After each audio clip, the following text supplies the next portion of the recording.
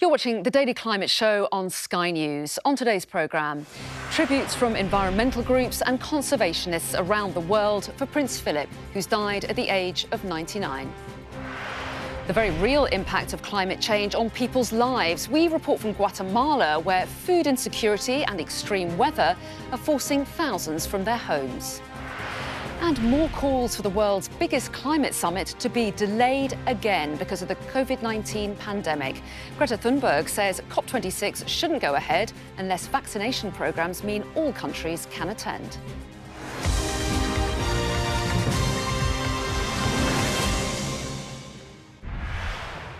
Hello and welcome to the Daily Climate Show, where we track the changes happening to our world right now and meet those coming up with the solutions.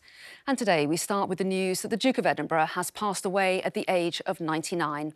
Throughout his life, he was committed to the conservation of nature and the natural environment.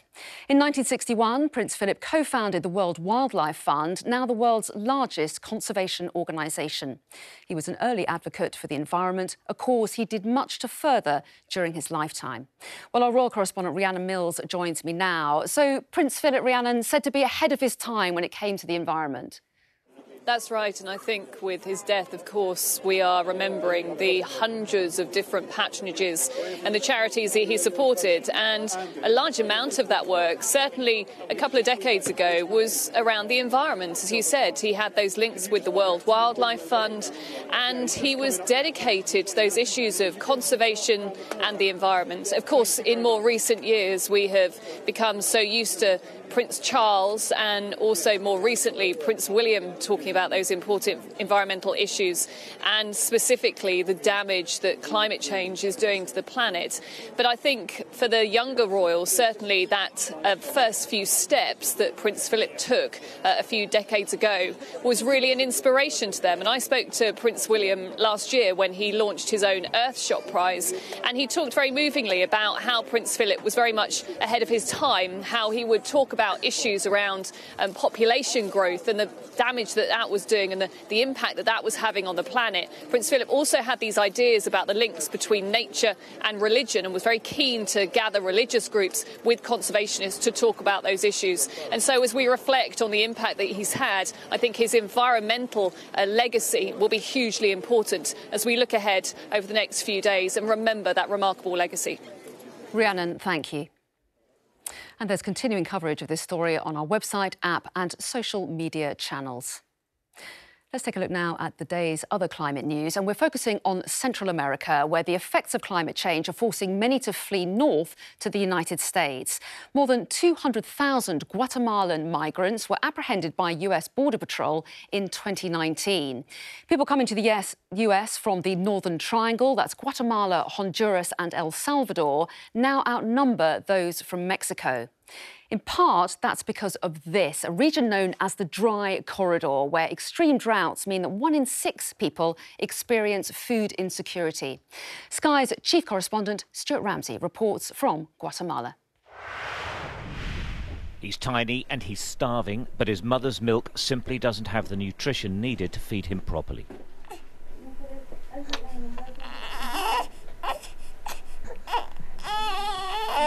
Jason Gasol is 2 months old and weighs just 5.5 pounds.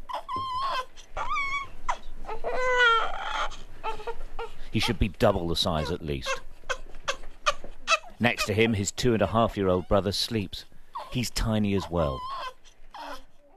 In this part of Guatemala, everyone is hungry, just like the brothers. There's a food crisis here that has gone on for years, and it's getting worse. Volunteer aid workers, a handful of them like Sophia Latona, are all that's stopping families like Jason's from starving to death. The reality is that his body is so frail because of malnutrition, and everything that happens to him will be a consequence of him being too weak to fight back. The telltale signs of malnutrition are everywhere. Children with bloated stomachs get almost no help. There's very little their families can do for them. Little food and parasite-infested water is a deadly mix. Guatemala now has one of the worst malnutrition rates in the world. This quiet crisis is being caused by climate change. The weather is now so variable, growing enough food has become all but impossible. This is called the Dry Corridor. It stretches through the Central American countries of El Salvador, Honduras, Nicaragua, and here in eastern Guatemala. The mountains and the valleys of the Dry Corridor appear magnificent and green, but there's little in the way of crops growing here. Landslips caused by flooding are common. Recent hurricanes have made it worse. Many farmers have simply given up and left. Many joining so-called caravans heading to the United States. Environmental migrants, not criminals, leaving homelands that simply can't support them. Well, they have pretty meagre crop yields here as a rule, even in the best of times. But now a combination of no rain, intense heat, and a hurricane means that 100% of the local crop has been destroyed. They will get nothing this year. What they're saying is that the weather is changing all the time. There's absolutely no guarantee when the rains will come, when the right sun will be there, and then of course they're getting these wild weather in the shape of a hurricane. And that is making life here really, really difficult. Farmers like Eduardo Roque try to hold on. It's all gone. But he showed me his failing crop. He's fighting a losing battle against the elements. Cuando llueve demasiado, se pierden los cultivos. Cuando no llueve, igual, porque no produce por la sequía. Entonces, ahorita aquí está un poco inestable lo que es el invierno. These mountain communities are all desperately poor, all lacking in proper food and water. But they share another trait. There are virtually no men. They've left to find work to feed their families, and many never return. Many of these children are likely to find themselves environmental migrants as well, born into an environment that can't sustain them. Stuart Ramsay, Sky News, Guatemala. In other climate news today, the road to COP is looking more uncertain after Greta Thunberg said she won't be going to Glasgow for the summit in November. The environmental campaigner tweeted to say the climate conference should be postponed until all countries can attend on the same terms. She believes any restrictions on non-vaccinated people travelling is undemocratic. Snow leopards, lemurs and Peruvian pelicans could face extinction if global warming trends continue. According to a new study published in Biological Conservation, animals from some of the world's most biodiverse regions will disappear if the planet heats up by more than 3 degrees. But scientists say it's not too late to turn it around. And children in England are being encouraged to make their journeys more eco-friendly. The government is investing £18 million on a cycling training scheme to give young people the confidence to ride a bike. It'll focus on things like how to tackle difficult junctions and roundabouts. So let's take you over now to our data dashboard to take a look at the real-time power mix in Great Britain today. That's the figures up here. And this shows how much of our energy is coming from fossil fuels, from renewables and from nuclear sources. And it shows just what a key role the weather plays in influencing our electricity generation mix. Now, yesterday, from midday through to the evening, wind and solar output was high, and that makes up the bulk of that renewables figure, generating around half of Britain's electricity.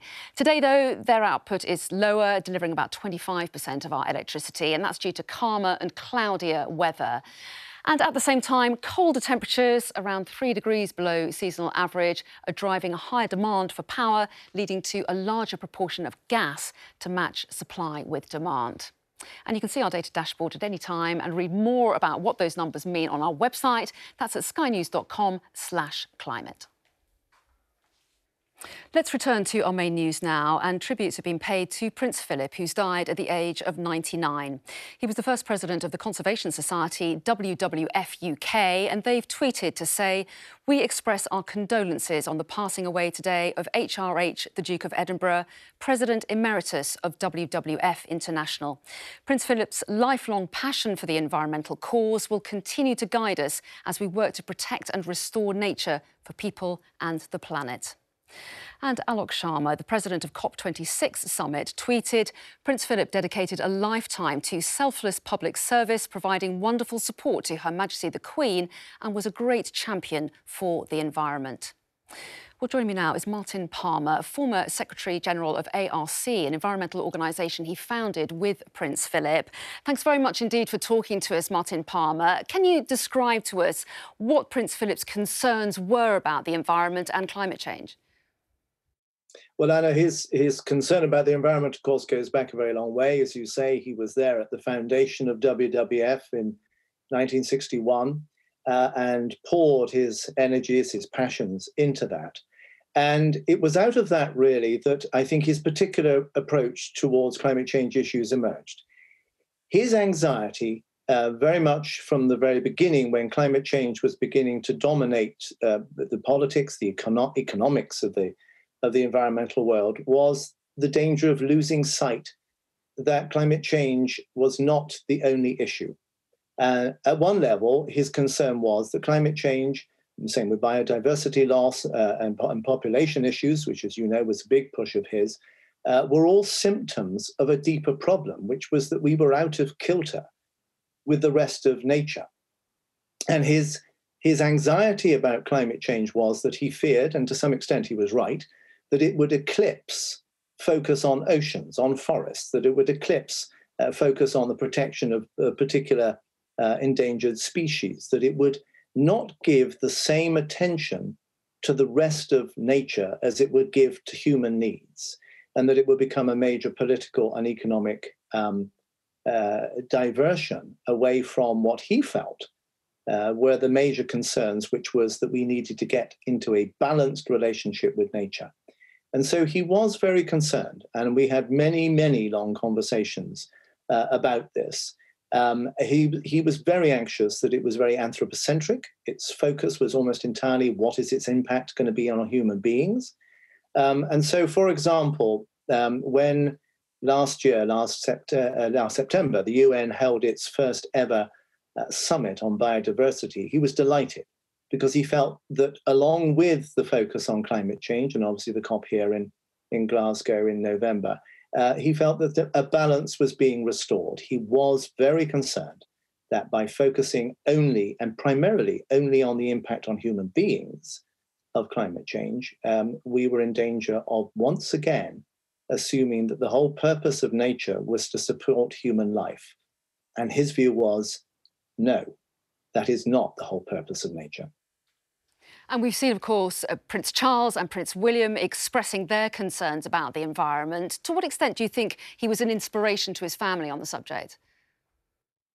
I think a very great deal he was an inspiration. And I suppose to a certain extent, they also had to sort of find particular niches for themselves, given how much he was such a very major dominant figure, particularly in the 60s, 70s, 80s through to the 90s.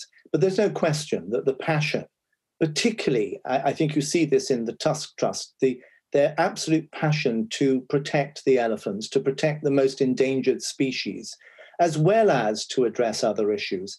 That springs very much from him. Martin Palmer, thank you. Pleasure. And that's it for today's show. But you can get your climate fix over the weekend with our podcast. And on this week's episode, find out why Dr. Freddie Otto from the University of Oxford thinks climate change won't be solved if people feel guilty about flying. ClimateCast is available wherever you normally get your podcasts from. And of course, you can watch our weekly digital show with Ashna Hurinag on Sky News social channels, our app and our website. Thanks for watching, and we'll see you next week.